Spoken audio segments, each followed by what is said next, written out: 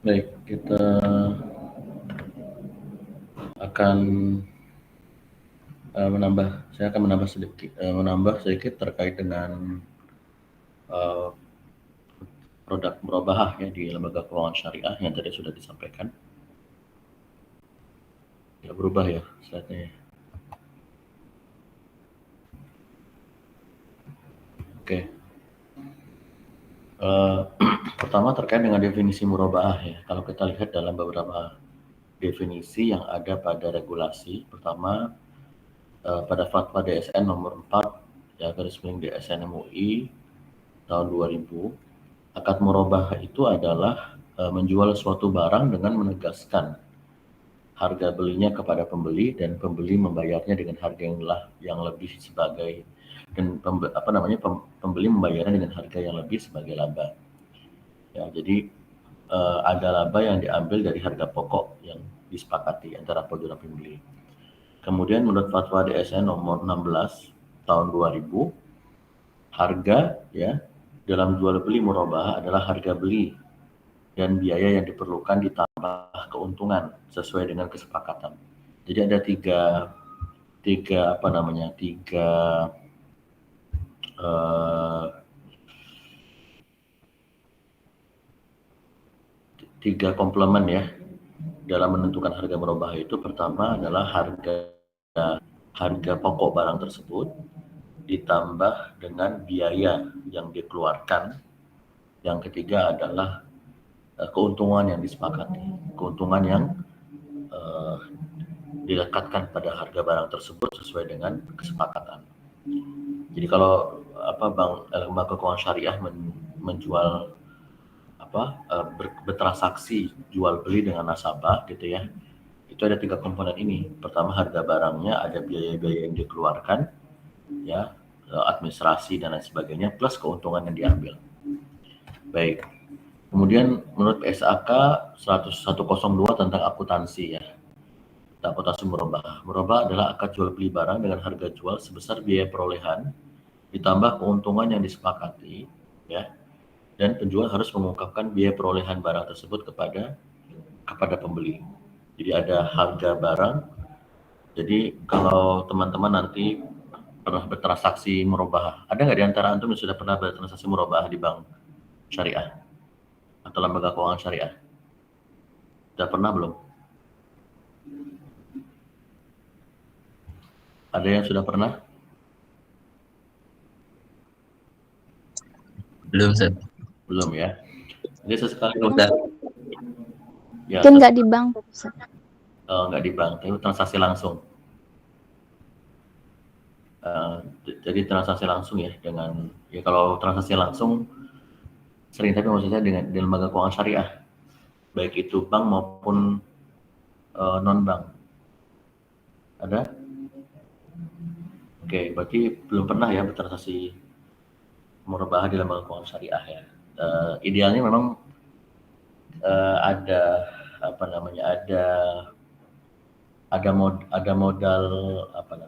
modal ada modal pengalaman bagi teman-teman untuk kemudian bisa lebih memahami gitu ya. Di CB ini sebenarnya berharapnya ada lab perbankan ya, sehingga lab perbankan tersebut eh, setidaknya teman-teman tuh bisa mengetahui transaksi yang terjadi nanti di lembaga keuangan syariah. Ya, jadilah nanti kalau sudah lulus gitu ya, kemudian beli rumah ya, nah teman-teman akan mulai itu mengaplikasikan apa yang ada pada regulasi yang sudah kita bahas hari ini ya.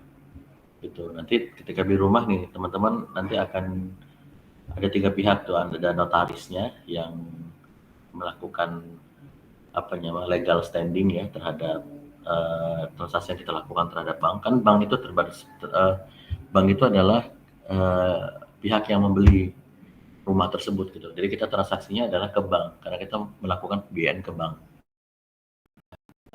Pembayarannya secara cicilan gitu ya, sehingga bank nanti akan menyampaikan tuh harga rumah tuh sekian gitu. Kemudian bank mengambil keuntungan sekian persen. Nanti karena kita pembayaran cicil gitu ya, nanti akan ditunjukkan berapa setiap bulan kita harus bayar selama sekian tahun gitu. Sampailah kemudian misalkan harga rumah 600 juta, nah ternyata harga kita beli ke bank gitu ya. Bank itu membeli rumah, jadi bank itu membeli rumah harga 600 juta, kemudian kita melakukan pembelian terhadap rumah tersebut gitu dengan harga 1 miliar misalkan, sehingga bank punya keuntungan 400 juta terkait dengan pembelian rumah tersebut gitu ya. Nah ini beberapa transaksi yang memungkinkan kita untuk bisa. Baik, kemudian PSAK 102 tentang akuntansi murabahah. Aset murabahah adalah aset yang diperoleh dengan tujuan dijual kembali dengan menggunakan akad murabahah. Aset murabahah adalah aset yang diperoleh dengan tujuan dijual kembali dengan menggunakan akad murabahah. Jadi tadi saya bilang kalau kita mau beli rumah nih, misalnya kita mau beli rumah di perumahan Depok Residen misalkan ya. Nah, kemudian kita sampaikan kepada bank, kepada lembaga keuangan syariah gitu ya, atau bank syariah. Bank syariah ini saya mau beli rumah di Depok Residen ya, tapi saya nggak punya dana untuk bisa membayar cash gitu. Oh kalau gitu kata bank syariah, kalau gitu kami aja yang beli rumah tersebut, kemudian nanti Bapak beli ke kami. Nah jadi bank itu membeli rumah tersebut, kemudian bank tersebut menjual kembali kepada kita. Nah karena kita nggak punya uang cash untuk membayar, jadinya kita beli secara kredit ke bank, dan bank berhak untuk bisa mengambil keuntungan. Memang yang menguntungkan bagi kita sebagai pembeli, seharusnya kita beli langsung ke developer. Kita nggak perlu bank gitu ya. Kita beli langsung ke developer. Kita kalau kita punya uang cash, misalnya kita punya uang 600 juta, langsung saja kita transaksi ke developernya gitu ya. Tapi karena kita nggak punya uang cash 600 juta, sehingga kita menggunakan bank syariah untuk membeli rumah gitu ya. Atau nanti antum ingin membeli motor misalkan ya, karena mau kerja, nanti antum sudah lulus mau kerja gitu, antum butuh motor misalkan. Nah itu pengajuannya ke BPRS kah, ke bank syariah kah ya, itu dengan akad murabahah seperti itu modelnya ya.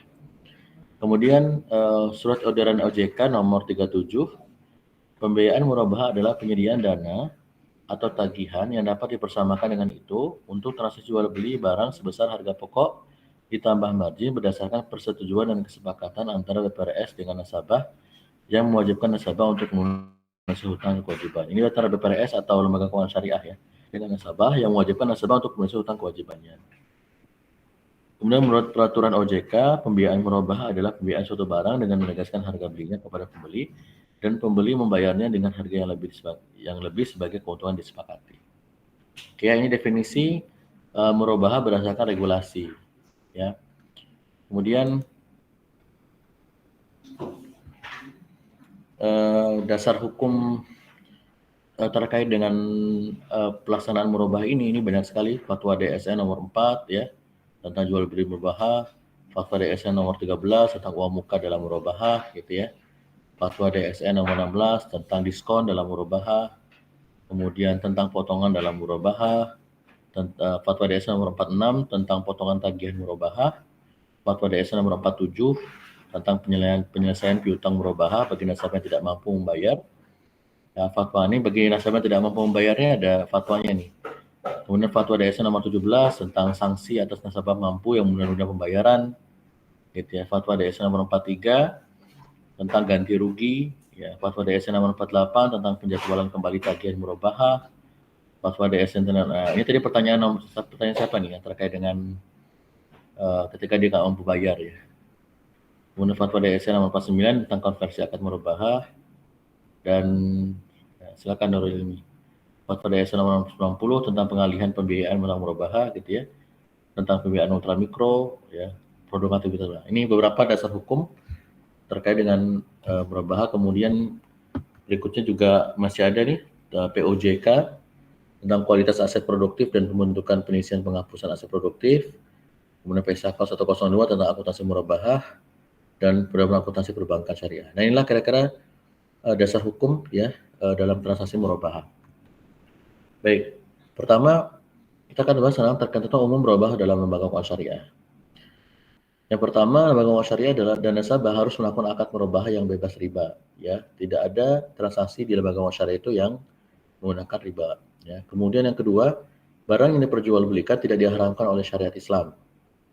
Ketentuan yang kedua ya. Ketentuan yang ketiga, jadi nggak boleh tuh jual beli khamar misalkan, jual beli apa tuh, eh, apa namanya, apa tempat prostitusi misalkan ya. Nah, itu nggak boleh. Ya, semuanya harus sesuatu yang halal. Kemudian yang ketiga, lembaga keuangan syariah membiayai sebagian atau seluruh harga pembelian barang yang telah disepakati kualifikasinya. Oke ya, jadi kalau kita tadi mau membeli rumah, kita tidak punya uang cash, gitu ya. Nah, kita bisa melakukan apa namanya pengajuan lewat bank syariah. Kemudian empat, lembaga keuangan syariah memberi barang yang lembaga keuangan syariah membeli barang yang diperlukan oleh nasabah atas nama LK sendiri dan pembelian barang ini harus sah dan bebas riba. Jadi kalau kita ingin membeli barang dan kita nggak bisa membeli dengan cash, gitu, kita lewat bank syariah, maka bank syariah memberikan barang tersebut, ya. Kemudian yang kelima, LKS harus menyampaikan semua hal yang berkaitan dengan pembelian, misalnya jika pembelian dilakukan secara berhutang. Baik. Yang keenam, LKS kemudian menjual barang tersebut kepada nasabah dengan harga jual senilai harga beli plus keuntungannya. Ya. Dalam kaitan ini, LKS harus memberitahu secara jujur harga pokok barang kepada nasabah berikut biaya yang diperlukan. Ya, berikut biaya. Jadi harga pokoknya seperti apa, kemudian margin yang diambil berapa. Kemudian ada biaya-biaya yang harus ditanggung misalkan. Ya, harus ditanggung. Nah, ini menjadi satu hal yang harus disampaikan. Yang ketujuh, nasabah membayar harga barang yang telah disepakati tersebut pada jangka waktu tertentu yang telah disepakati. Misalkan pembelian rumah tadi ya, 10 tahun ya, 15 tahun gitu ya, 20 tahun ya. Itu biasanya dihitung berdasarkan usia produktif ya. Jadi makanya teman-teman kalau teman-teman membeli rumah mau jangka waktunya lebih panjang, misalkan cicilannya bisa sampai 20 tahun, maka usia teman-teman itu harus di bawah 40 gitu. Karena nanti usia 60 gitu. Jadi dihitung itu usia produktif. Kalau usia pengajuan rumah kita di usia 45 misalkan gitu ya, maka ya nggak bisa lama-lama, nggak bisa banyak-banyak tuh waktunya, paling cuma 10 tahun gitu ya. Sehingga apa efeknya? Efeknya adalah cicilan kita semakin besar gitu. Tapi kalau jangka waktunya agak panjang, cicilan kita bisa ringan gitu ya. Tapi tentu marginnya juga semakin tinggi. Yang ketujuh, yang kedelapan ya, untuk mencegah terjadinya penyalahgunaan atau kerusakan akal tersebut, pihak LKS dapat mengadakan perjanjian khusus dengan nasabah. Oke. Kemudian kesembilan, jika LKS hendak mewakilkan kepada nasabah untuk memberi barang dari pihak ketiga, akad jual beli murabahah harus dilakukan setelah barang secara prinsip menjadi milik LKS. Gitu ya. Jadi misalkan gini, seharusnya kan gini, ketika kita ingin membeli rumah, biasanya praktek di lembaga keuangan syariah itu adalah bank itu menyerahkan dananya kepada rekening kita gitu untuk dibayarkan kepada developer itu. Jadi bank itu mewakalahkan kembali gitu ya kepada kita. Misalkan beli mobil ya gitu ya. Kita mau beli mobil nih, kita pembiayaan ke bank. Bank, saya mau beli mobil gitu ya. Oke, seharusnya kan bank yang bertransaksi ke showroom kan atau penjual mobil gitu kan ya. Bank yang membayar. Tapi kan dalam aturannya, dalam regulasinya, bank itu nggak boleh bertransaksi real. Jadi bank itu dilarang untuk jual beli dalam transaksi real, itu nggak dibolehkan. Jadi misalkan bank langsung ke pembeli mobil gitu ya, kemudian bank nanti membawa mobilnya disimpanlah di bank gitu, kemudian nanti nasabah beli gitu, itu nggak boleh dalam regulasinya. Rupanya regulasinya adalah bank itu mewakalahkan kembali. Jadi bank itu, oke, Bapak mau beli mobil ya, oke, ini berapa harga mobilnya Pak gitu ya, harga mobilnya misalkan 100 juta. Oke, baik, kalau gitu Bapak tolong wakilkan kami untuk beli mobil tersebut. Jadi bank itu ngasih uang 100 juta untuk beli mobil, untuk diwakilkan pembelian mobilnya. Nanti cicilannya, misalkan dia nggak punya uang cash nih, karena kenapa dia ke bank kan karena nggak punya uang cash ya. Nanti Bapak bayar ke kami secara kredit, ya, secara cicilan selama sekian tahun dengan tiap bulannya sekian. Marginnya sekian ya Pak, ngambil misalkan jadi harga mobil 100 juta, margin yang diambil bank 50 juta misalkan, jadi 150 juta harga mobil tersebut gitu. Nah, jadi uangnya 100 juta itu ditransfer ke nasabah pembiayaan. Nasabah pembiayaan itu kemudian membayar kepada mobil, pembeli mobil gitu ya, untuk membeli mobil tersebut. Nah, kemudian nasabah itu ibaratkan mobil tersebut sudah menjadi miliknya bank gitu kan ya. Sudah menjadi miliknya bank atas pembelian mobil tersebut, tapi kemudian BPKB dan lain segala macam ditahan. Jadi supaya mobil tersebut nggak dijual belikan oleh nasabah, karena itu kan belum milik nasabah kan, karena itu masih miliknya bank. Tapi karena dia masih punya hutang kepada bank, jadi bank itu berhak untuk bisa meminta jaminan. Jaminannya biasanya adalah BPKB mobil tersebut gitu ya. Nah, sampai kemudian dia lunasin uang tersebut, barang tersebut, baru kemudian BPKB-nya diberikan dan sudah terputus gitu hubungan dengan bank terkait dengan transaksi jual belinya. Seperti itu ya. Oke, ini kira-kira bentuk kwitansi ya atau nota ya. Nah, ini contohnya ya, misalnya akad wakalah pembiayaan murabahah kepada nasabah. Ya, yang bertanda di bawah ini nama nasabahnya ya. Dalam ini bertindak atas nama PPR Syariah ya, untuk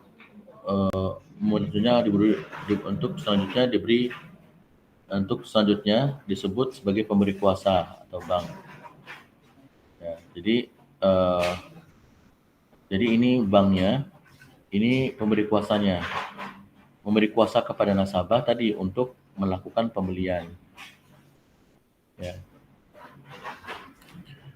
Pembelian barangnya apa gitu ya. Kemudian nasabah tersebut berwenang, untuk itu nasabah berwenang dan bekerja untuk melakukan pembelian barang dimaksud dan menyerahkan uang pembayarannya kepada toko atau masok. Nanti saya bilang ya, kalau dia beli mobil tadi ya, kalau dia beli mobil, maka ini nama yang pemberi kuasanya namanya bank, misalkan namanya siapa gitu ya, pejabat di bank tersebut, kemudian memberi kuasa kepada misalkan Ida Safitri ya, seterusnya ya, kemudian untuk membeli barang ini nih 1, 2, 3. Nah, untuk itu nasabah berwenang dan berkewajiban untuk melakukan pembelian barang yang dimaksud ya kepada toko yang masuk yang dikehendaki, menerima faktur pembelian barang tersebut dan menyerahkannya kepada bank paling lama tanggal sekian. Ya, sesuai dengan fatwa ini, dasar hukumnya ini ya, fatwa DSN nomor tentang pembiayaan ultramikro. Ya, baik itu ya. Jadi bank memberikan kuasa kepada nasabah untuk bisa melakukan pembelian. Kemudian akad wakalah ini berakhir pada nasabah telah memenuhi seluruh isi surat. Ini wakalah. Jadi ada akad wakalah. Jadi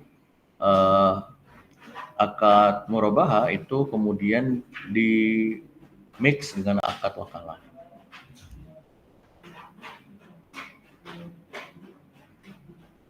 Ya. Jadi pertama kalau ini akad murabahah tanpa wakalah ya. Ini bank syariah sebagai pembeli. Bank syariah misalkan tadi mobil ya, bank syariah membeli mobil, kemudian bank syariah sebagai penjual ya. Jadi ini 3 pihak. Jadi nanti misalkan rumah nih ya, rumah, jadi bank itu membeli kepada developer ya, kemudian dengan harga tersebut gitu ya, kemudian rumah tersebut dijual kepada nasabah. Nah, ini akad tanpa wakalah ya, tanpa ada perwakilan gitu ya. Biasanya kalau akad rumah tuh kayak gini nih. Biasanya kalau kita ingin membeli rumah ya, itu ada pihak developernya, ada notarisnya, ada pihak pembelinya. Jadi duduk di satu meja gitu ya, untuk melakukan akad gitu ya. Di bank terlebih dahulu membeli kepada developer dengan harga yang ada, Kemudian harga rumah tersebut itu dijual kepada nasabah dengan harga pokok plus margin yang telah disepakati.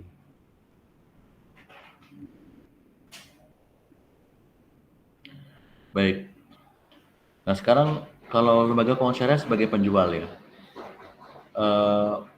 jikalau memiliki barang secara sempurna, maka membeli barang langsung dari supplier dicatat sebagai persediaan. Ini kalau misalkan bank ya sebagai penjual dalam akad murabahah. Yang kedua, membeli barang dari supplier dengan cara menghadirkan pemilik barang di majelis akad. Nah, tadi saya bilang, jadi bank itu bisa membeli barang langsung disimpan tercatat sebagai persediaan. Ya, mungkin barangnya ada di bank itu atau di suppliernya ya. Tapi ini jarang ya. Yang sering itu yang kedua. Ya, jadi misalnya kita beli rumah itu. Nah, sehingga membeli barang dari supplier dengan cara menghadirkan pemilik barang di majelis akad.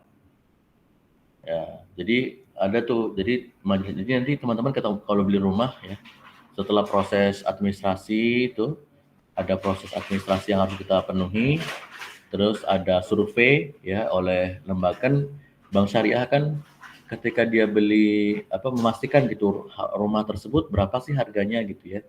Mereka melakukan appraisal gitu.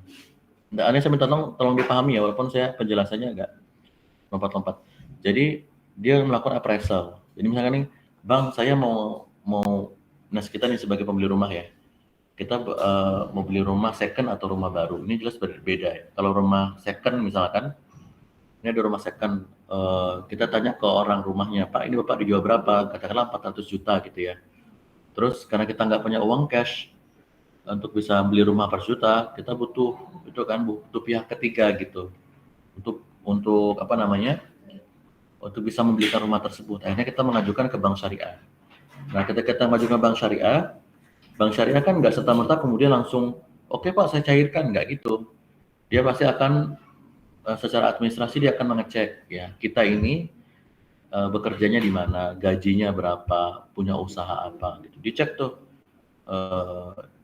semua kelengkapan kita ya, kependudukan kita dan kemampuan kita. Nanti kalau misalkan bank sudah menyetujui pembiayaan kita untuk beli rumah misalkan, itu kita mampu nggak nanti bayar gitu ketika kita berjanji untuk bayar selama tempo waktu tertentu gitu ya.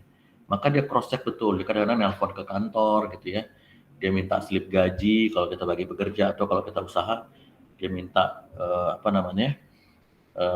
laporan keuangan usaha kita gitu untuk memastikan gitu ada penilaiannya, dia appraisal. Tidak hanya itu, kemudian dia akan survei ke lokasi, dia akan lihat rumah, dia akan lihat surat-surat rumahnya ya, jangan sampai surat rumahnya nggak lengkap, nanti yang rugi kan bank ya. Lihat surat lengkap rumah, kemudian dia appraisal gitu, dia nilai berapa harga pasar rumah di sekitar sini gitu.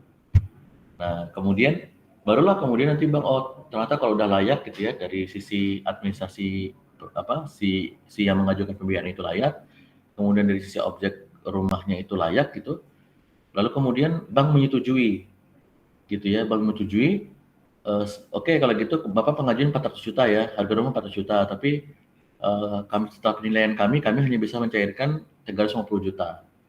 Jadi berdasarkan penilaian dia itu, berdasarkan kemampuan gaji kita dengan harga rumah tersebut, oke, berarti percayaan kita hanya 350 juta Pak gitu.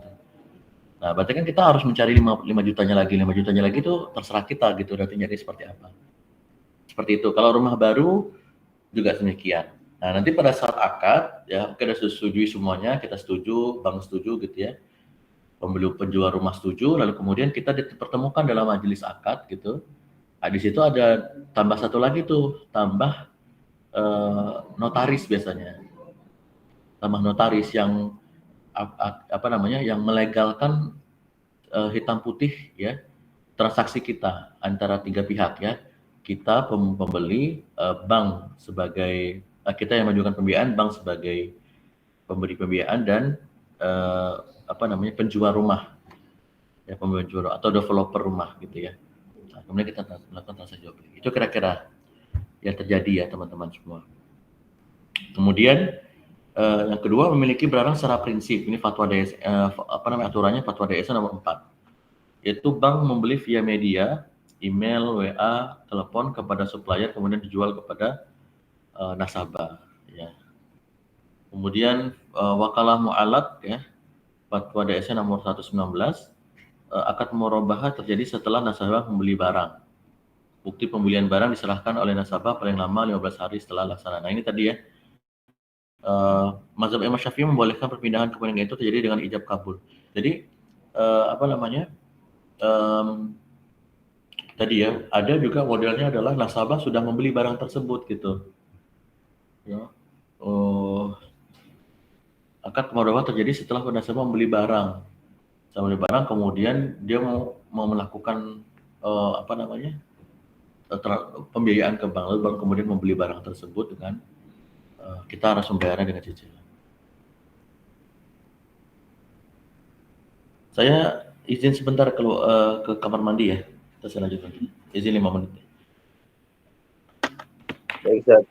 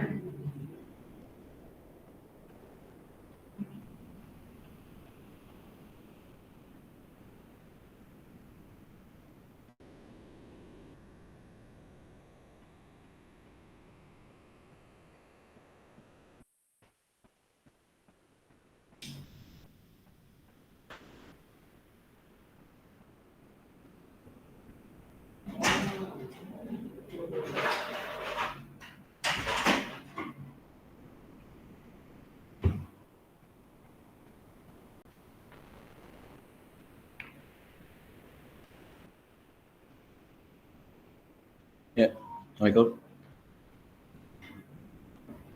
Terdengar suara saya, teman-teman? Terdengar, Ustaz.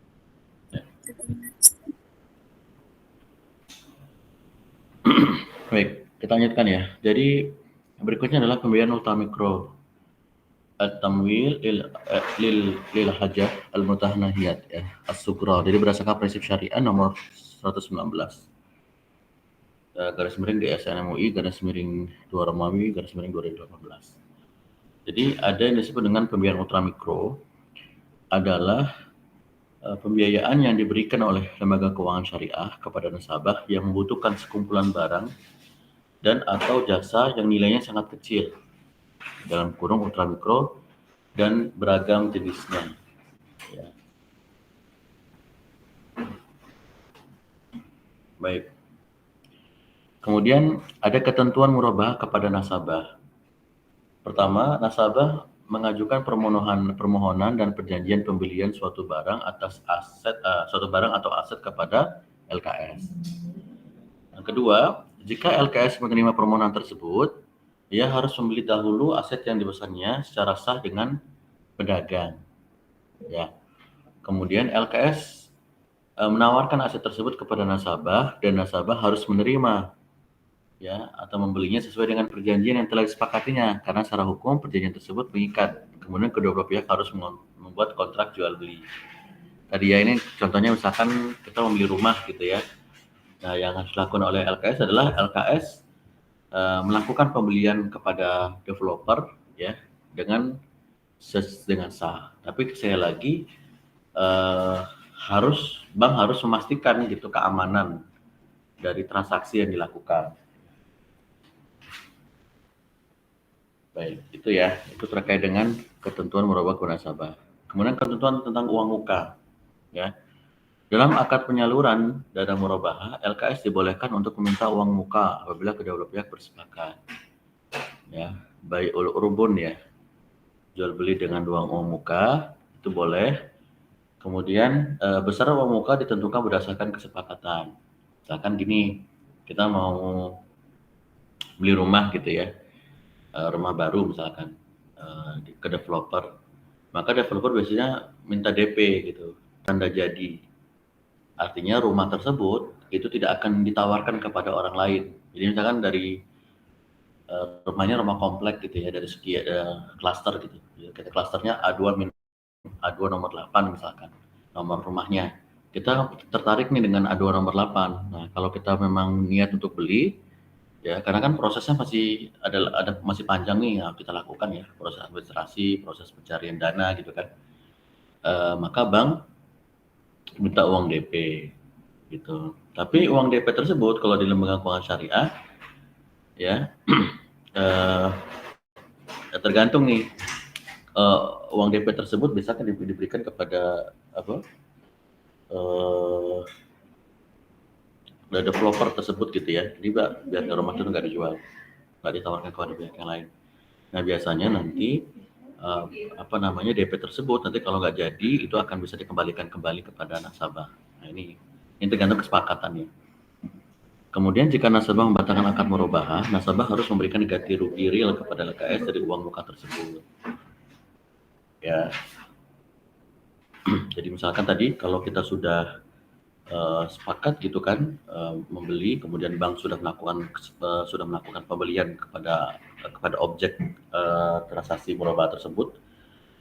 Lalu kemudian tadi ada pertanyaan itu kan, kalau kita membatalkan gimana misalkan. Sedangkan bank sudah mengeluarkan biaya-biaya tuh, ada biaya administrasi yang harus dikeluarkan, biaya-biaya lain gitu kan ya. Maka kalau kita membatalkan transaksi tersebut itu ada hitam di atas putihnya gitu ya. Nah, di sini disebutkan bahwa nasabah harus memberikan ganti rugi real kepada LKS dari uang muka tersebut gitu. Jadi dari uang muka tersebut. Jika jumlah uang muka lebih kecil dari kerugian maka LKS dapat meminta tambahan kepada nasabah. Ya, jika jumlah uang muka lebih besar dari kerugian, maka LKS harus mengembalikan kelebihannya kepada nasabah. Ya. Kemudian ketentuan diskon dari supplier. Harga dalam jual beli adalah suatu jumlah yang disepakati oleh kedua belah pihak. baik sama dengan nilai nilai benda yang menjadi objek jual beli atau lebih tinggi maupun lebih rendah. Harga dalam jual beli murabahah adalah harga beli dan biaya yang diperlukan ditambah keuntungan sesuai dengan kesepakatan. Ya, jadi harga beli plus biaya plus keuntungan. Jika dalam jual beli murabahah LKS mendapatkan diskon dari supplier, ya harga sebenarnya adalah harga setelah diskon gitu. Karena itu diskon adalah hak dari nasabah. Ya, jadi suppliernya ternyata memberikan diskon gitu ya, maka diskon ini adalah haknya nasabah. Ya, haknya nasabah, bukan haknya bank, bukan haknya LKS ya. Kemudian jika pemberian diskon terjadi setelah akad, pembagian diskon tersebut dilakukan berdasarkan perjanjian yang dimuat dalam akad. Jadi antara demingkum ya, jadi ada akad yang disepakati, yang ditandatangani. Dalam akad pemberian diskon setelah akad hendaknya diperjanjikan dan ditandatangani.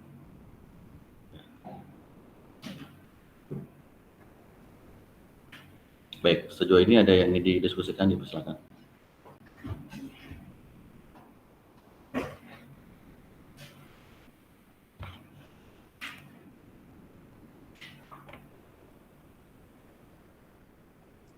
Sebenarnya Ustaz, Ya, silakan.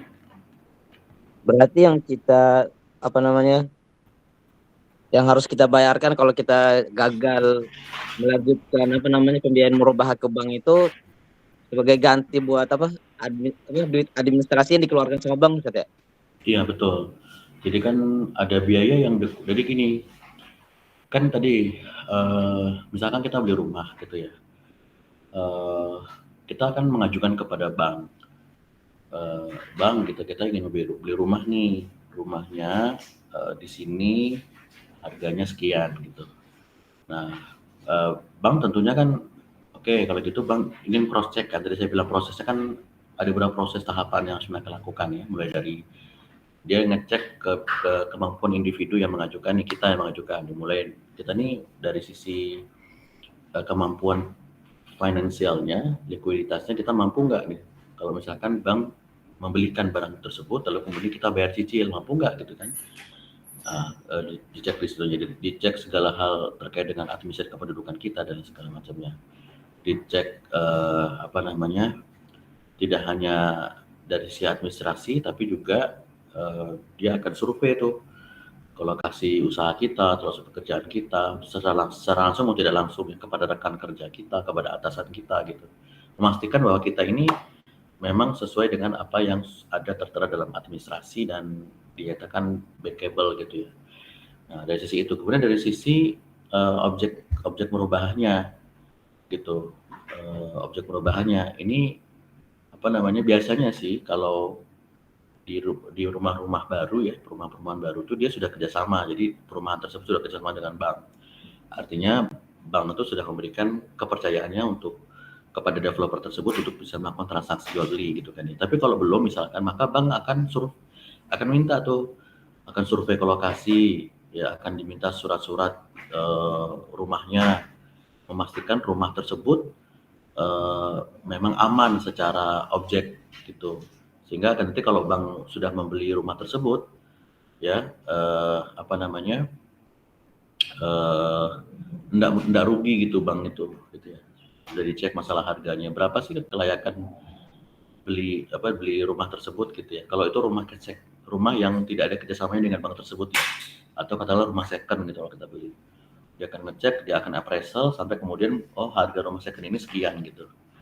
Lalu apakah pengajuan kita itu dengan kemampuan kita membayar, dengan gaji kita atau dari laporan keuangan usaha kita itu mampu untuk bisa membayar harga rumah tersebut gitu. Jadi betul-betul di cross check tuh. Jadi banyak effort gitu yang diberikan oleh bank untuk bisa melakukan transaksi tersebut. Nah, lalu kemudian dalam transaksi kan kalau udah setuju ya, baik pihak bank menyetujui ini untuk melakukan untuk bisa menyetujui kan pembiayaan yang kita ajukan untuk beli rumah misalkan gitu ya. Lalu pihak bank akan beli rumah tersebut gitu. Jadi pihak bank akan bertransaksi dengan developer tersebut. Katakanlah rumahnya rumah baru ya, developer tersebut gitu bertransaksi dalam satu majelis akad. Itu ada pihak bank, ada pihak penjual atau developer, ada pihak nasabah yang melakukan pembiayaan sama notaris gitu. Hitam di atas putih. Nah, hitam di atas putihnya itu ada ketentuan-ketentuan tuh, misalnya nih kita disepakat nih jual beli kan.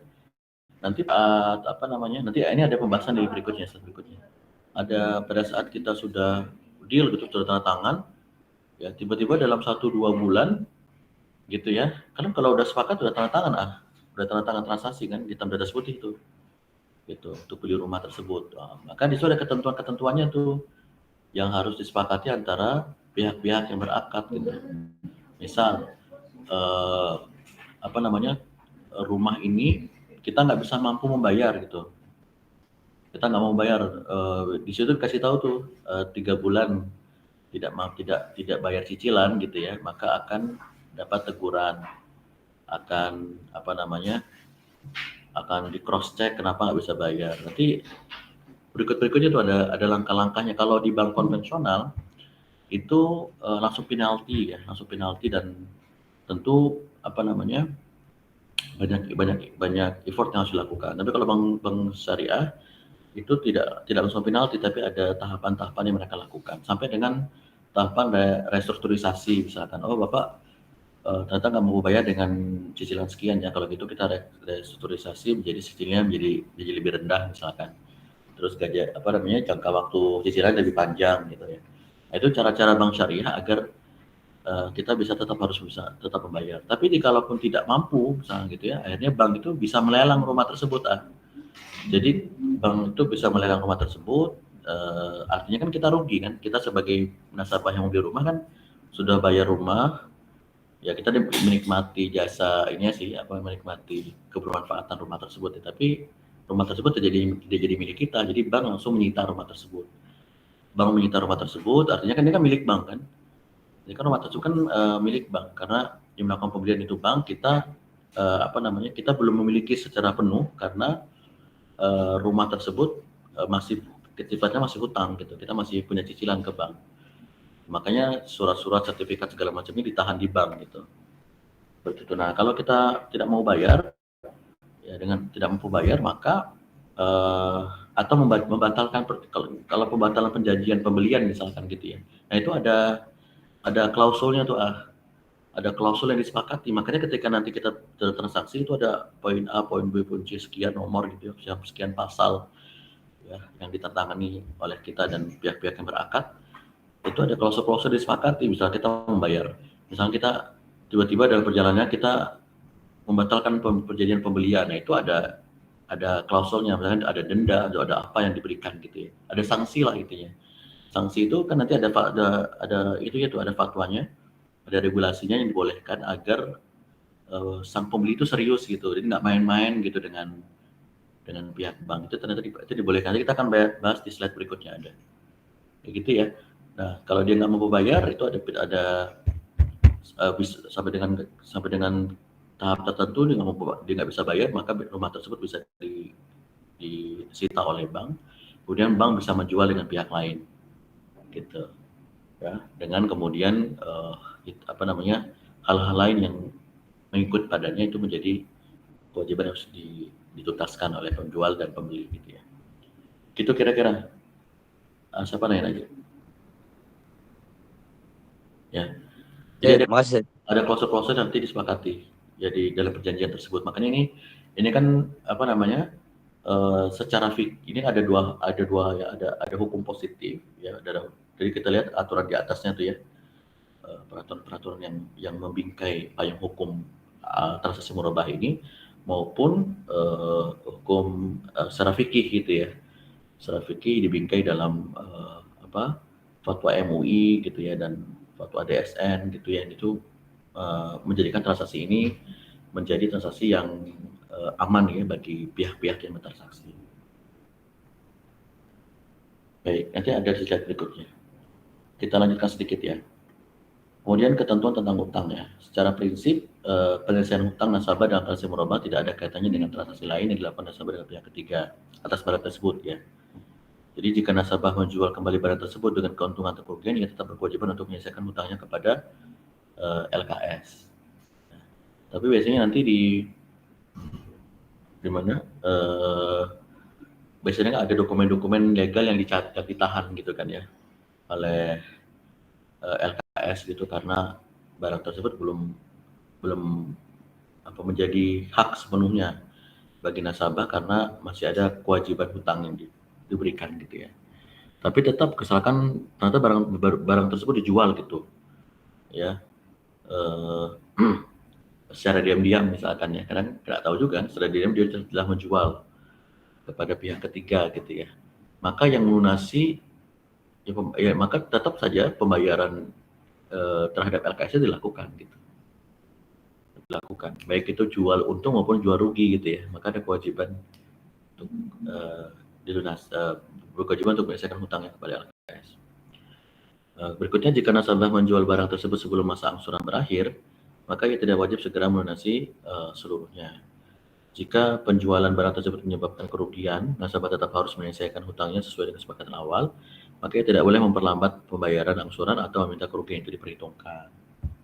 Tapi biasanya di klausul di klausul akad ya, kalau pembelian rumah nih, yang saya pahami itu ada klausul bahwa rumah tersebut ya tidak boleh dijual gitu ya, tidak boleh dialihkan kepemilikan gitu ya sampai dengan akad berakhir.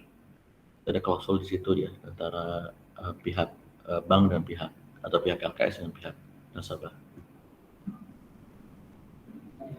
Nah ini ya, jaminan dalam murabahah diperbolehkan agar nasabah serius dengan pesanannya. Tadi misalkan ya, kalau misalnya kita membeli mobil nih, kemudian ada jaminan yang diminta oleh pihak bank. Apakah misalkan dana kita misalnya di kantor kita punya DPLK ya, atau dana pensiun ya. Dana pensiun itu buku tabungan dana pensiunnya dijaminkan ke bank, atau SK kita sebagai karyawan atau sebagai tenaga profesional itu kemudian dijaminkan gitu ya. Itu kalau pihak bank dan beberapa jaminan lainnya atau sertifikat yang harganya setara atau lebih besar dibandingkan pokok pembelian kita. Ya, jadi LKS dapat meminta nasabah untuk menyediakan jaminan yang dapat dipegang. Ini sebagai bentuk keseriusannya. Jadi ini dibolehkan.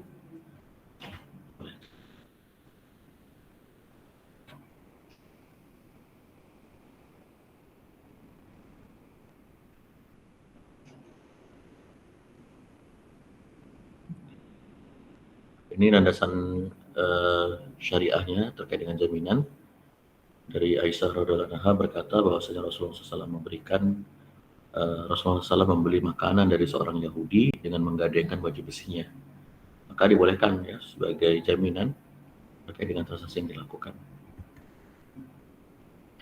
Kemudian ini beberapa istinbat hadis tentang jaminan. Untuk kebutuhan konsumtif seperti makanan pokok saja boleh menggunakan jaminan. Apalagi untuk bisnis yang dananya berasal dari dana masyarakat ya. Jadi ini kan dari hadis ini ya bahwa Rasulullah SAW membeli makanan dari seorang Yahudi dengan menggadaikan baju besinya, sehingga untuk kebutuhan konsumsi saja itu boleh gitu, apalagi kalau ini untuk kebutuhan bisnis yang dananya itu berasal dari masyarakat ya kan, karena bank itu kan sebenarnya nggak punya dana kan, dananya semua dari pihak ketiga ya, dia kan ada sebagai lembaga intermediari kan, sebagai jasa dari pihak yang punya uang kepada pihak yang membutuhkan uang gitu ya, sehingga dananya berasal dari masyarakat. Kemudian yang kedua, Nabi yang terkenal sebagai Al-Amin saja ya masih memberi agunan, apalagi masyarakat yang bukan Nabi. Ini yang akhirnya membolehkan jaminan. Kemudian penerapan jaminan dimaksudkan untuk menjamin kemungkinan terjadinya kerugian di masa depan disebabkan kesalahan atau kelalaian nasabah. Jadi tujuan jaminan adalah untuk menjamin hak yang mungkin terjadi di masa depan, gitu ya. Baik, berikutnya ketentuan tentang potongan pelunasan. Jadi jika nasabah dalam transaksi murabahah melakukan pelunasan pembayaran tepat waktu atau lebih cepat dari waktu yang telah disepakati, maka LKS boleh memberikan potongan dari kewajiban pembayaran tersebut dengan syarat tidak diperjanjikan dalam akad. Gitu ya. Jadi misalkan, tapi biasanya mereka punya batas minimal. Misalkan kita punya uang lebih nih, punya uang yang bisa dijadikan sebagai dana untuk membayar kewajiban kita kepada LKS gitu ya. Tapi di klausul akad biasanya bank itu memberikan batas minimal, biasanya minimalnya 5 tahun misalkan. Setelah 5 tahun bertransaksi dengan LKS dalam transaksi akad murabahah ini, baru kemudian kita bisa melunasi. Baru kemudian kita bisa melunasi gitu, itu juga bisa. Nah tentu ini adalah ada skema bisnisnya ya, ada cara berpikir bisnisnya supaya bank juga nggak rugi gitu, bank juga bisa mendapatkan keuntungan gitu. Nah ini boleh gitu, bisa membayar lebih cepat. Misalkan kontrak transaksi pembelian rumah kita 15 tahun gitu ya, ternyata dalam waktu 6 tahun kita sudah punya uang untuk bisa melunasinya gitu. Nah itu boleh, dan bank dan LKS boleh memberikan potongan tanpa syarat di awal, berapa potongannya. Jadi besaran potongan sebagaimana dimaksud di atas diserahkan pada kebijakan dan pertimbangan LKS. Kemudian ketentuan pemberian potongan tagihan murabahah.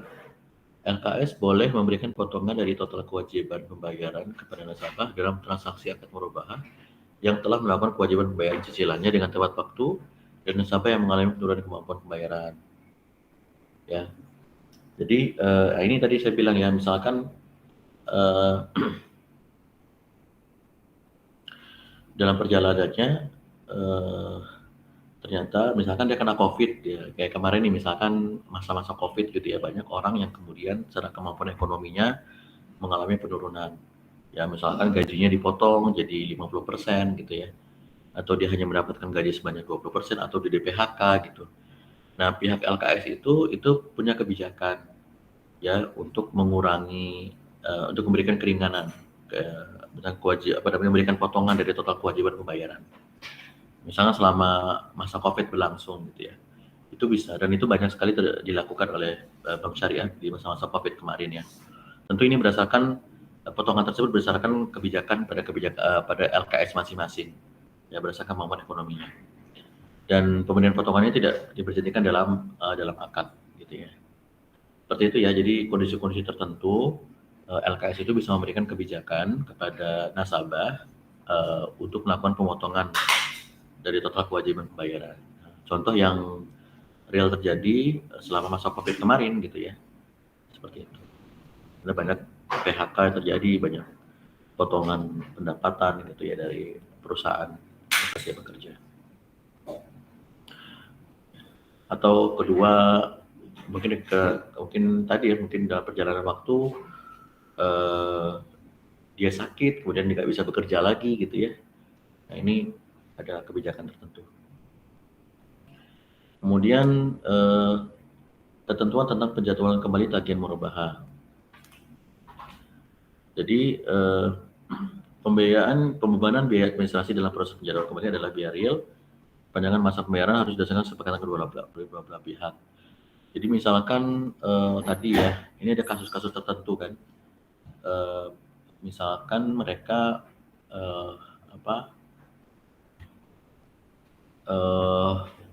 tidak mampu bayar,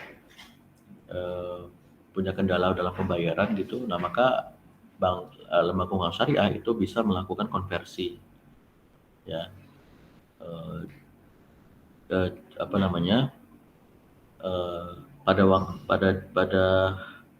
pada waktu tertentu ya. Jadi dalam hal nasabah mengalami penurunan kemampuan dalam pembayaran cicilan, maka ia dapat diberikan keringanan. Keringanan tersebut salah satunya dapat diwujudkan dalam bentuk konversi dengan membuat akad baru dalam pembayaran kewajiban. Jadi tadi misalkan akadnya beli rumah tadi ya, dia beli rumah selama 15 tahun gitu, atau 10 tahun lah, 10 tahun. Dengan cicilan misalkan 5 juta per bulan. Namun dalam perjalanannya tadi COVID, misalkan ada hal-hal di luar rencana, luar prediksi, sehingga menyebabkan dia tidak mampu membayar gitu dengan jumlah sekian, maka bank bisa mengkonversi. Ini menurut fatwa DSN nomor 49 ya, bisa mengkonversi dengan membuat akad baru. Jadi diperpanjang dari 10 tahun jadi 20 tahun. Yang tadinya cicilannya 5 juta menjadi 2 juta per bulan. Nah, itu bisa. Tapi tadi dengan jangka waktu yang lebih panjang. Tentunya bank juga mendapatkan margin yang lebih tinggi ya. Seperti itu.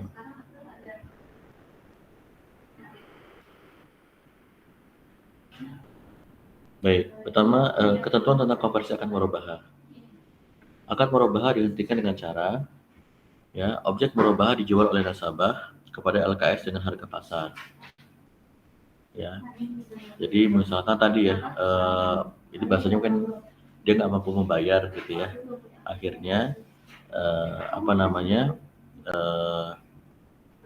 nasabah tidak lagi memiliki rumah tersebut gitu ya. Kemudian nasabah melunasi sisa hutangnya kepada LKS dari hasil penjualan, ya. Kemudian apabila hasil penjualan melebihi sisa hutang, maka kelebihan itu dapat dijadikan uang muka untuk akad ijarah atau bagian modal dari mudharabah dan musyarakah. Apabila hasil penjualan lebih kecil dari sisa hutang, maka sisa hutang tetap menjadi hutang nasabah yang cara pelunasannya disepakati antara LKS dan nasabah. Kemudian LKS dan nasabah murabahah tersebut membangun akad baru dengan akad ijarah mutayyah bitamlik IMBT atas barang tersebut di atas dengan merujuk fatwa DSN tentang ijarah mutayyah bitamlik. Mudharabah dengan merujuk fatwa DSN tentang mudharabah, musyarakah dengan merujuk fatwa DSN musyarakah. Ini kalau kita terjadi konversi akad ya. Dilihat bagaimana ya tergantung kebijakan LKS dan kemampuan nasabah. Jadi misalkan objek murabahahnya berbentuk barang, fixed asset, maka ini IMBT. Jadi semacam baik kita bayar sewa, tapi nanti kemudian jadi kepemilikan kita. Oke. Objek murabahannya berbentuk barang modal kerja fixed asset, maka musyarakah dan mudharabah.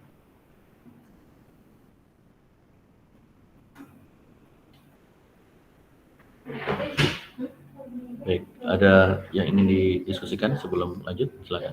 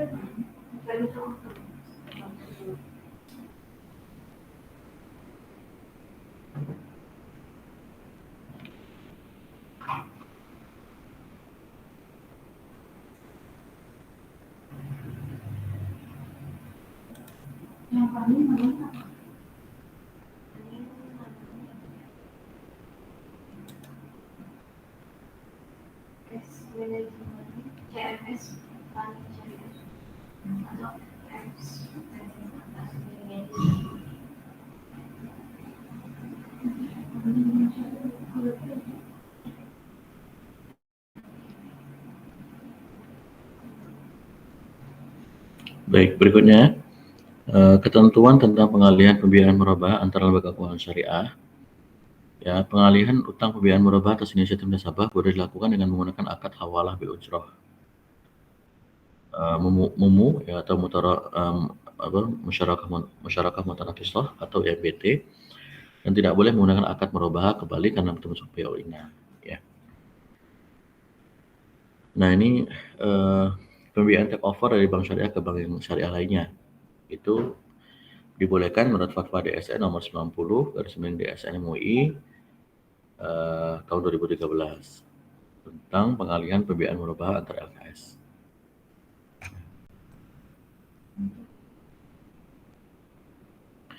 Pengalihan pembiayaan murabahah antar LKS adalah pengalihan utang atau piutang nasabah yang timbul dari pembiayaan LKS kepada nasabah dengan akad murabahah, yang pembayaran harga dilakukan secara tidak tunai atau angsuran. Pengalihan utang pembiayaan murabahah atas inisiatif nasabah itu boleh dilakukan dengan menggunakan akad hawalah bil ujroh, MMQ atau NBT, dan tidak boleh menggunakan akad murabahah karena termasuk bai'ul inah. Bai'ul inah adalah akad di mana satu pihak menjual barang secara tidak tunai dengan kesepakatan bahwa penjual akan membelinya kembali dengan harga lebih murah secara tunai. Ini larangan bai'ul inah ya. Bank tidak boleh membeli barang dari nasabah calon pembeli dengan kesepakatan bahwa bank akan menjualnya kembali kepada nasabah tersebut dengan akad murabahah secara tidak tunai dan dengan harga lebih tinggi karena pada kita termasuk bai'ul inah.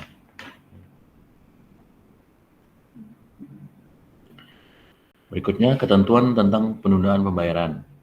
Nasabah yang memiliki kemampuan tidak dibenarkan menunda penyelesaian utangnya. Nasabah yang memiliki kemampuan tidak dibenarkan menunda penyelesaian hutangnya. Jadi setiap jatuh tempo pembayaran dia harus bayar. Ya. Jika nasabah menunda-nunda pembayaran dengan sengaja atau jika masalah satu pihak tidak menunaikan kewajibannya, maka penyelesaian dapat dilakukan proses gugatan melalui pengadilan agama atau kantor pelayanan kekayaan negara dan lelang. Ya. Setelah tidak tercapai kesepakatan melalui musyawarah, kantor pelayanan kekayaan negara dan lelang KPKNL ya setelahnya. Jadi kalau kita nggak bayar gitu ya, di telepon bank nggak diangkat-angkat gitu ya, itu kan banyak terjadi ya. Akhirnya rumah tersebut disegel kan, dilelang. Kan banyak tuh kalau rumah-rumah yang masih kredit gitu, kemudian developer datang dikasih tanda merah kan, di rumah ini dilelang oleh bank apa gitu ya. Seperti itu. Nah, ketentuan penyelesaian utang murabahah bagi nasabah tidak mampu membayar. Objek murabahah atau jaminan lainnya dijual oleh nasabah kepada atau melalui LKS dengan harga pasar yang disepakati. Gitu ya. Nasabah melunasi sisa utangnya kepada LKS dari hasil penjualannya. Kemudian apabila hasil penjualan melebihi sisa utang, maka LKS dapat membebaskannya, mengembalikan sisanya kepada nasabah. Apabila hasil penjualan lebih kecil dari sisa utang, maka sisa utang tetap menjadi utang nasabah. Apabila nasabah tidak mampu membayar sisa utangnya, maka LKS dapat membebaskannya. Ya, sumber dananya diambil dari dalam LKS. Nomor 18. Ini secara fikih ya dan hukum yang telah dibuat fatwanya oleh DSN. Nah ini jadi penggolongan prioritas pembayaran itu biasanya ini nasabah mempunyai tunggakan pokok plus margin plus ujrohnya kurang dari 30 hari itu call 1 ya, atau kolektabilitas 1 seperti call 1 ya. Nanti kalau misalkan dikategorikan dalam perhatian khusus apabila nasabah menunggak pembayarannya misalnya dari 31 hari sampai 90 hari, berarti 2 bulan lebih ya, makanya termasuk call 2 ya, dalam perhatian khusus ya. Kemudian pembiayaan dikategorikan kurang lancar apabila nasabah menunggak pembayaran angsuran dari 91 hari sampai 180 hari. Itu berarti termasuk call 3. Kemudian dari penunggak pembayaran angsuran dari 181 hari sampai 270 hari, ini call 4 dan dikatakan sebagai nasabah yang macet gitu ya. Itu kalau pembayaran angsurannya lebih dari 270 hari. Itu call 5. Nah, ini teman-teman kalau sudah seperti teman-teman sudah mendapat nanti nasabah tersebut gitu ya sudah mendapat catatan nih dari LKS gitu ya, call 1, call 2, call 3, call 4 kah gitu ya, nanti dia terrecord gitu di BI bahwa nasabah tersebut tidak bankable gitu, punya masalah gitu, sehingga nanti kalau dia mengajukan pembiayaan lagi gitu ya di bank lain itu terdetek gitu bahwa ibaratkannya kita sudah punya cacat gitu dalam suatu transaksi di sebuah lembaga keuangan yang ada, dan biasanya ini menjadi catatan di Bank Indonesia lewat sistem yang ada gitu ya, sehingga nanti kalau dia melakukan pembiayaan lagi itu berat gitu ya, tidak akan disetujui gitu karena sudah punya riwayat macet gitu, sudah punya riwayat macet. Nah ini harus diantisipasi. Jadi ini termasuk kredibilitas pembayaran kita kredibilitas keuangan kita. Jadi kalau kita pernah macet gitu dalam suatu transaksi, itu akan terrecord gitu. Ya, terrecord.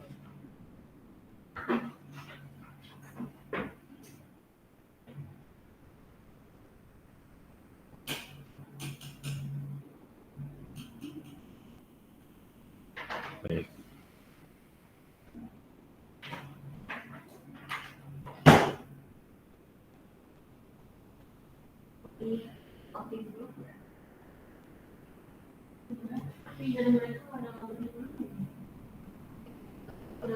Baik, nanti ya. Kemudian tentang denda. Nasabah yang tidak atau belum mampu membayar disebabkan force majeure ya, tidak boleh dikenakan sanksi. Nah, ini seperti tadi ya, force majeure itu kan kayak bencana alam, terus apa namanya, COVID tadi ya, wabah penyakit, itu termasuk force majeure yang tidak boleh ada sanksi. Kemudian kedua, nasabah mampu yang menunda-nunda pembayaran dan atau tidak mempunyai kemauan untuk dan itikat baik untuk membayar hutangnya boleh dikenakan sanksi. Sanksi didasarkan pada prinsip ta'zir, yaitu bertujuan agar nasabah lebih disiplin dalam melaksanakan kewajibannya. Sanksi dapat berupa denda, sejumlah uang yang besarnya ditentukan atas dasar kesepakatan dan disebut saat akad ditandatangani. Dana yang berasal dari denda diperuntukkan sebagai dana sosial. Jadi ini boleh ya, ta'zir. Kemudian takwid ya, ganti rugi. Hanya boleh dikenakan atas pihak yang dengan sengaja atau karena kelalaian melakukan sesuatu yang menyimpang dari ketentuan akad dan menimbulkan kerugian pada pihak lain. Jadi ganti rugi dapat dikenakan sebagaimana dalam ayat 1 bahwa kerugian yang real dapat diperhitung dengan jelas. Jadi dalam ayat 2-nya, biaya-biaya real yang dikeluarkan dalam rangka penagihan hak yang seharusnya dibayarkan. Baik ya, jadi boleh. Jadi untuk mereka yang kemudian dengan sengaja atau lalai.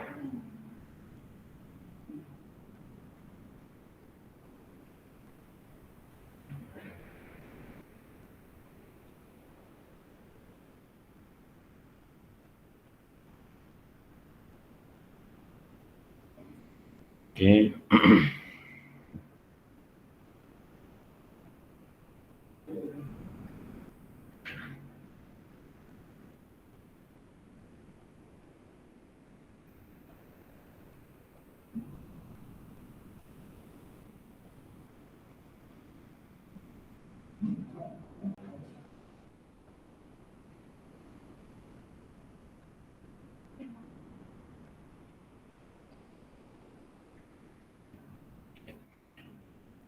Ini ya, biaya real yang boleh dikenakan oleh LKS kepada nasabah dipenuhi kriteria tertentu.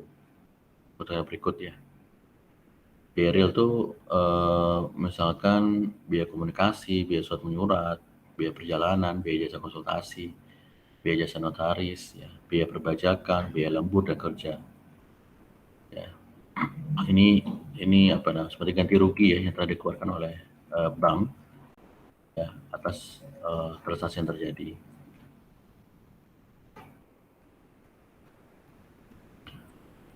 Oke. Jadi biaya real yang kemudian dikenakan ketentuannya adalah yang bisa dinilai secara nominal dan disepakati oleh kedua belah pihak dalam akad. Dan besarnya biaya ganti rugi ini tidak boleh dicantumkan dalam akad ya, dan tidak dicantumkan dalam bentuk rumusnya.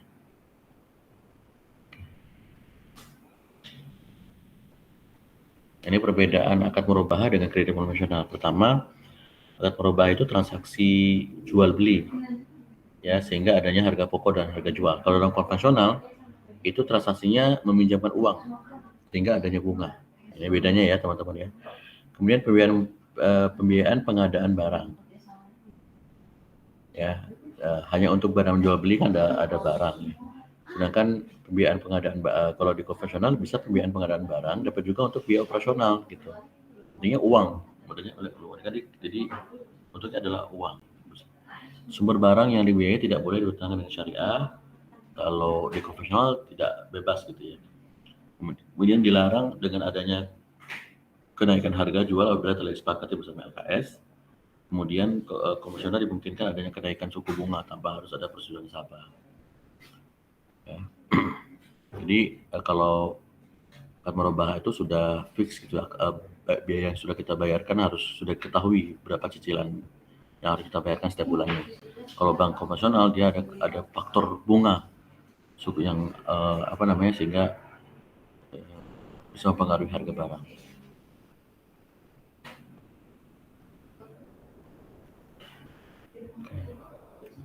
Bedanya murabahah dengan leasing ya. Kalau murabahah itu LKS menyediakan barang untuk dilakukan jual beli dengan nasabah. Sedangkan di leasing LK menyediakan uang pinjaman nasabah untuk beli barang. Jadi kalau murabahah itu jual beli barangnya yang disiapin oleh LKS. Kalau leasing itu nyimpen uang.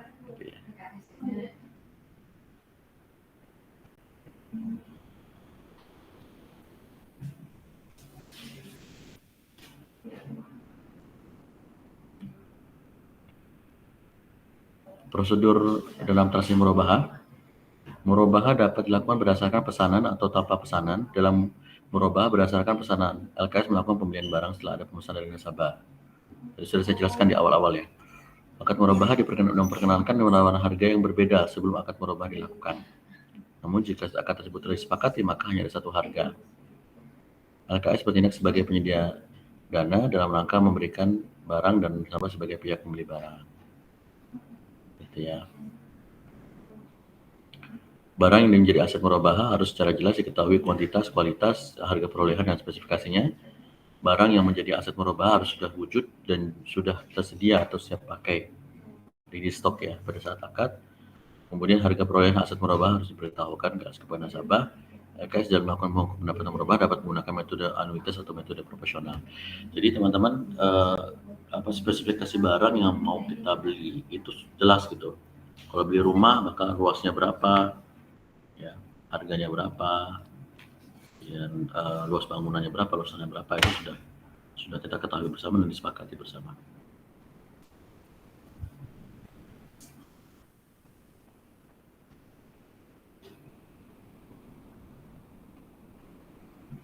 Manfaatnya kalau jadi bagi LKS tentu ini suatu bentuk penyaluran dana ya. Jadi dari bahasa ya, jadi dana tersebut diproduktifkan gitu ya, kemudian memperoleh pendapatan dalam bentuk margin. Kalau bagi nasabah tentu adalah bagian salah satu alternatif untuk memperoleh barang tertentu melalui pembiayaan oleh LKS, kemudian dapat mengangsur pembiayaan tersebut dalam jumlah yang kita mampu ya, sesuai dengan perjanjian.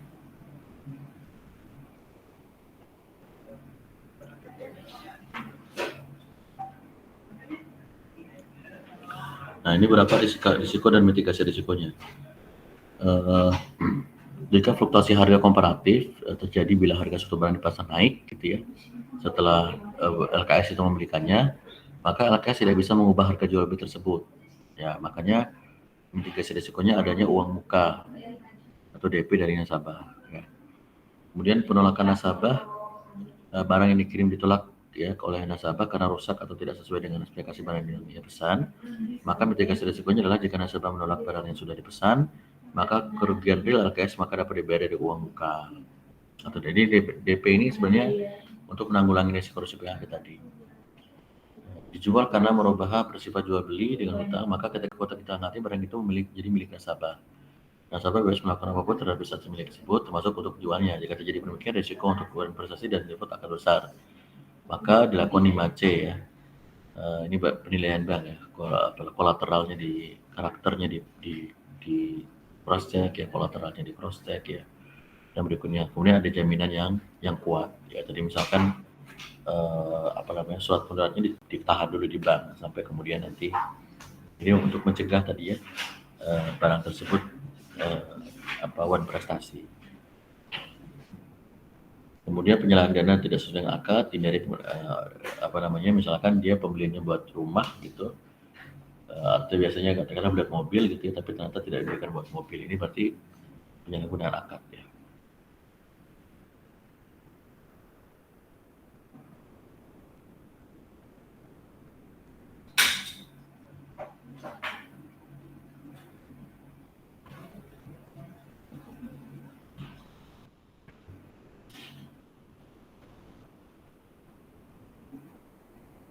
ini ya, berapa skema transaksi, skema prosedur ya.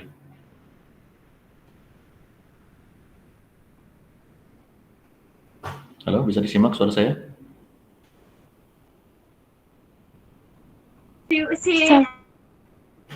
Bisa, Ustaz. Oke. Jadi prosedur pelaksanaan pembiayaan murabahah skema 1, LKS memberi barang yang sudah tersedia di pasar pada supplier dicatat sebagai persediaan. Jadi, kemudian nasabah mengajukan permohonan pembiayaan ya dalam bentuk pesanan barang kepada LKS. LKS melakukan analisa. Jadi saya bilang ya, dia melakukan analisa kemampuan bayar kita, ya, kemauan dan kemampuan bayar gitu. Kemudian LKS menyetujui pembiayaan nasabah. Jumlahnya, marginnya, jangka waktunya berapa. Kemudian LKS dan nasabah melakukan akad pembiayaan murabahah. Kemudian LKS mengirimkan barang yang telah dibelinya kepada nasabah. Kemudian nasabah membayar angsuran kepada LKS berdasarkan kesepakatan. Oke.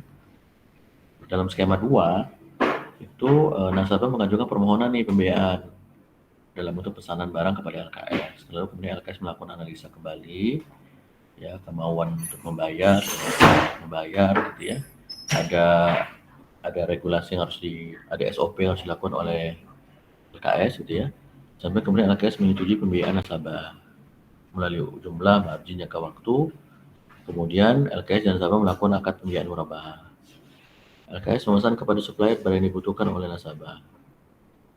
Itu LKS dapat memberikan PO dan delivery order sesuai kesepakatan dengan nasabah sebagai supplier barang.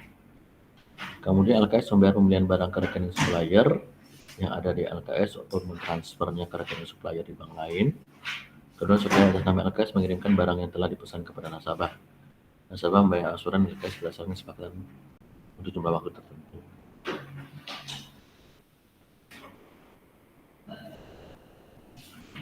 Nah ini yang sering dilakukannya yang ketiga ini ya. Jadi LKS berakad jual beli yang dibutuhkan oleh nasabah dengan pemilik barang. Kemudian LKS dan nasabah melakukan akad pembiayaan murabahah. LKS membayar pembelian barang ke rekening supplier yang ada di LKS atau mentransfer ke rekening supplier ke bank lain. Maka supplier atas nama LKS mengirimkan barang kepada nasabah. Jadi pihak ketiga yang mengirimkan barang kepada nasabah. Kemudian nasabah membayar langsung kepada LKS berdasarkan kesepakatan. Baik, itu ya teman-teman. Tambahan dari presentasi dari kelompok 2 terkait dengan murabahah. Nanti ini materinya saya akan kirimkan. Bisa dibaca-baca lagi sebagai bahan menambah wawasan kita ya terkait dengan transaksi produk murabahah di lembaga keuangan syariah. Saya kirimkan terlebih dahulu sebentar.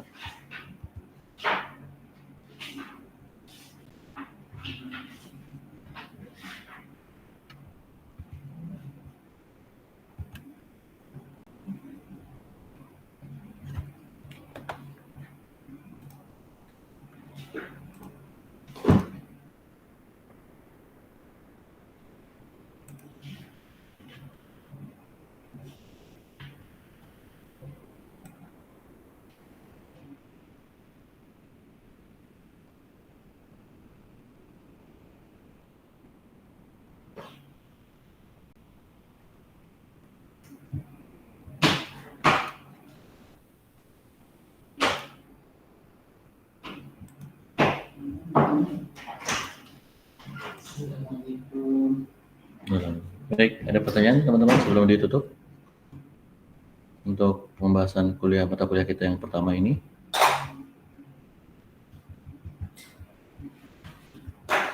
Saya kirim ya materi di grup ya.